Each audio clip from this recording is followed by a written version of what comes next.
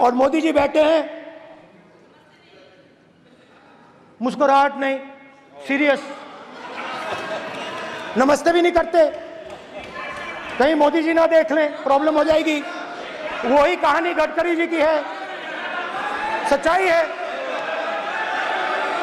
अरे भाई, अयोध्या की जनता को छोड़ो, ये तो बीजेपी वालों को डराते हैं।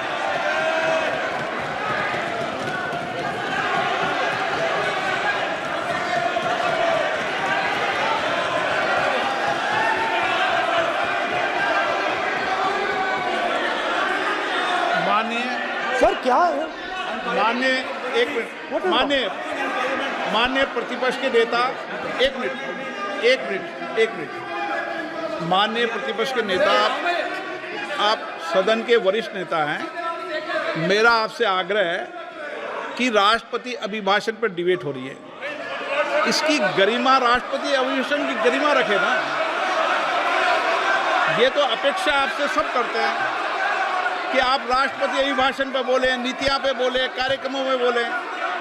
अब व्यक्तिगत रूप से नहीं, अगर आप ये उचित मानते हैं क्या? स्पीकर सर, ये उचित है? अगर आपकी पार्टी इसको उचित मानती है तो मुझे कुछ नहीं कहना। Speaker sir. माननीय अध्यक्ष जी, लोकतंत्र ने और संविधान ने मुझे सिखाया है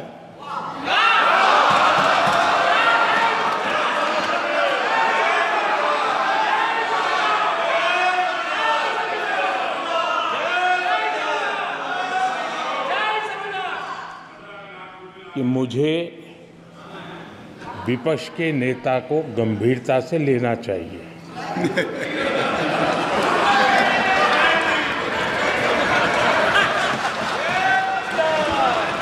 स्पीकर सर,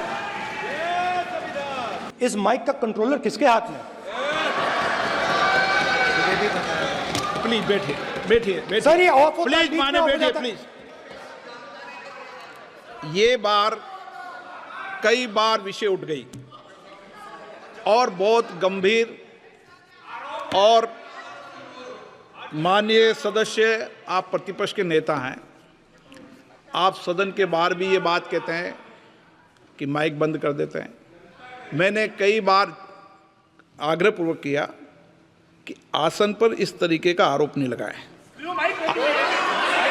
नो, प्लीज बात सुनिए। आसन पर सभी दल के, प्लीज, आसन पर सभी दल के लोग बैठते हैं और सभी दल के लोग सभापति तालिका पे हैं, और सब जानते हैं कि एक व्यवस्था होती है, जिस भी माननीय सदस्यों को आग्रह किया जाता है बोलने का वो बोला जाता है, और जिसको आग्रह नहीं किया जाता उसका माइक चालू नहीं होता। आप बोलने के लिए खड़े, आपका माइक कभी बंद नहीं हुआ, कभी बंद नहीं हुआ। आप अगर आसन में जो भी विराज रहे हैं वो अगर आपका नाम नहीं पुकारते हैं तब माइक चालू नहीं होता। ये व्यवस्था हमेशा इस सदन की रही है, पुराने में भी और नए में भी।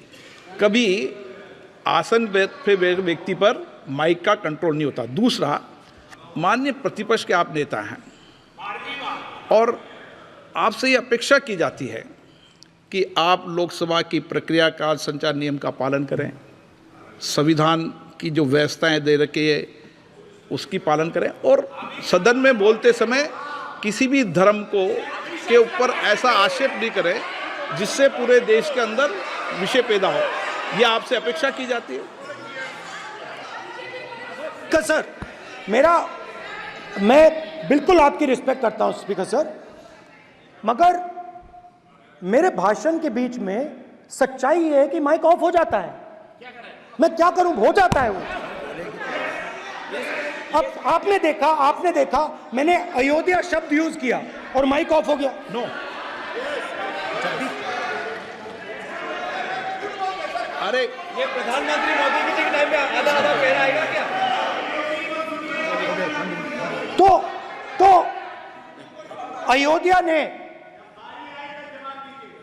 राम भगवान की जन्मभूमि, प्लीज ब्रदर, राम भगवान की जन्मभूमि ने बीजेपी को मैसेज दिया और ये आपके सामने मैसेज बैठे हुए हैं। मैंने इनसे पूछा, कल कॉफी पी, इनसे मैंने पूछा बताइए, मैंने पूछा कि बताइए ये हुआ क्या। बीजेपी ने राम मंदिर का इनॉग्रेशन किया, बोलने दीजिए, राम मंदिर का इनॉग्रेशन किया। अरे भाई आप हार गए, उसको शासन करिए। नाम बोलने की कोई जरूरत नहीं है, मैं भाषण दे रहा हूं, आप नहीं दे रहे हो। मुझे बोलना है जो बोलना है, मुझे नाम लेने की कोई जरूरत नहीं, मुझे जो बोलना है मैं बोलूंगा। तो अयोध्या ने मैसेज दिया और मैंने इनसे पूछा कि हुआ क्या, और इनका जवाब आया। मैंने उनसे पूछा कि आपको कब पता लगा कि आप अयोध्या में जीत रहे हो, और आपने कहा पहले दिन से मुझे पता था। सही बात। और मैंने कहा ये क्या हुआ, उन्होंने कहा राहुल जी अयोध्या में एयरपोर्ट बना, अयोध्या की जनता से जमीन छीनी गई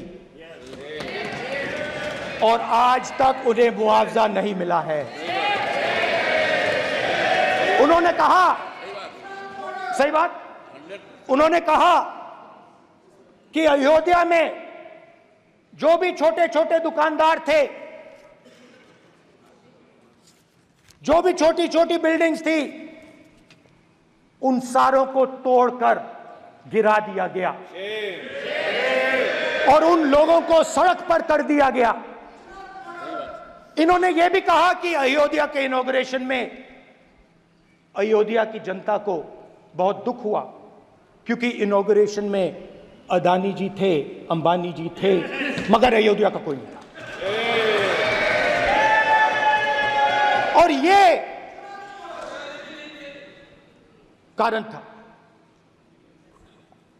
कारण था कि अयोध्या की जनता में, उनके दिल में नरेंद्र मोदी जी ने भय डाल दिया। उनकी जमीन ले ली, उनके घर गिरा दिए, और फिर अयोध्या के गरीब लोगों को, किसानों को, मजदूरों को मंदिर के इनॉग्रेशन तक नहीं जाने दिया। मंदिर के इनॉग्रेशन छोड़ो, उसके बाहर भी नहीं जाने दिया।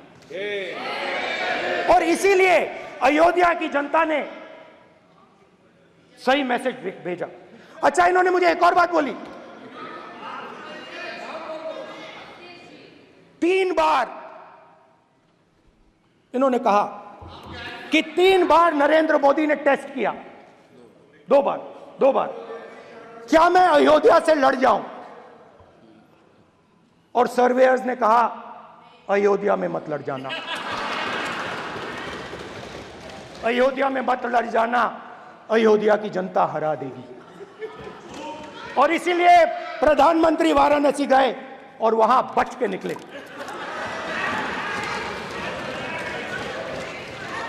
तो अयोध्या की जनता को डराया,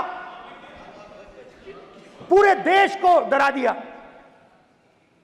मैं आपको बताता हूं, आज सुबह में आया, ఇప్పుడు ఆపరేషన్ లేకుండానే మోకాళ్లకు ప్లాస్మా ట్రీట్మెంట్, మీ ఆర్థోపెడిక్ సమస్యలన్నిటికీ రోబోటిక్ టెక్నాలజీ ద్వారా తక్కువ ఖర్చుతో శాశ్వత పరిష్కారం, ఫ్రీ కన్సల్టేషన్, ప్రతి ట్రీట్మెంట్ పై 20% డిస్కౌంట్. ఈ ఆఫర్ కొద్ది రోజులు మాత్రమే, త్వరపడండి. V9 hospitals 9281465842.